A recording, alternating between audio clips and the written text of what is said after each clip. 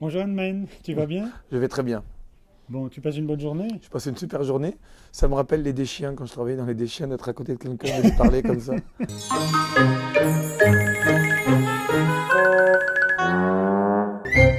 Mesdames, Messieurs, bonjour. Bonjour Virginie. Bonjour Emma. Honneur aux filles, hein, Daniel. Bonjour Daniel. Bonjour Emma. Comment est-ce qu'on reçoit un scénario sur un film de boules?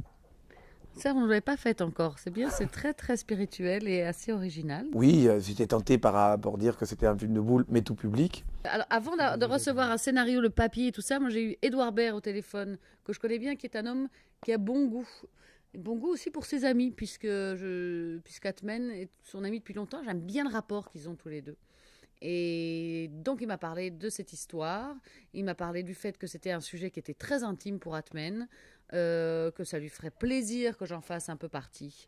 Après, j'ai lu le scénario, je me suis dit qu'il y avait peut-être des choses sur le personnage féminin qui était un peu absent comme ça. On a essayé de trouver quelques trucs pour s'amuser davantage, mais c'était moi l'idée de les rejoindre eux, de raconter l'histoire d'Atmen, que ce soit quand même sur un sujet que je trouve, ou des valeurs que je trouvais assez nobles et un sujet qui m'intéresse, de rencontrer Monsieur Prévost. Monsieur Prévost Et et Jardin. moi pareil avec Mademoiselle Efira, c'était la même chose. C'est un film sur l'amitié, mais pas d'amis, parce que les copains, ils viennent pas si le scénario n'est pas bon, quoi. Je veux dire que c'est pas faire un cadeau à un ami de lui donner une mauvaise histoire à jouer. C'est un film d'amitié quand Bien même, sûr non? que c'est un film d'amitié, totalement, c'est un film d'amitié, c'est un film, si tu veux, avec tous les amis autour de nous. Moi, j'aurais voulu savoir comment est-ce qu'on vend un film sur la pétanque? C'est à moi que tu dis ça, non, ça c'est pas, là je peux pas te répondre, hein. C'est pas moi, je ne sais pas comment on vend un film sur la pétanque. Oui. Moi, j'aimerais bien qu'on vende le film à la manière de ton ami Pierre Ninet dans Castings. Est-ce que ton personnage, il cherche un emploi quand même, hein, et il a un peu du mal, hein. Comme dans les Deschiens, c'est ça? Alors, ben oui, ou alors, je pense qu'avec Laurent Deutsch, tu as fait également des petites séquences où tu cherchais un emploi. Ouais.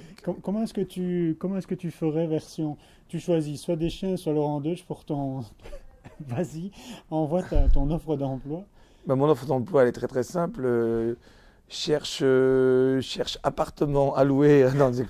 Non, mais Laurent Deutsch, c'était juste, c'était un camarade avec qui je me suis beaucoup amusé à faire cette laverie. Mhm. On était, sans mauvais jeu de mots, on n'arrêtait pas de se frapper, de gags, de donner des gifs, faire beaucoup de verbes.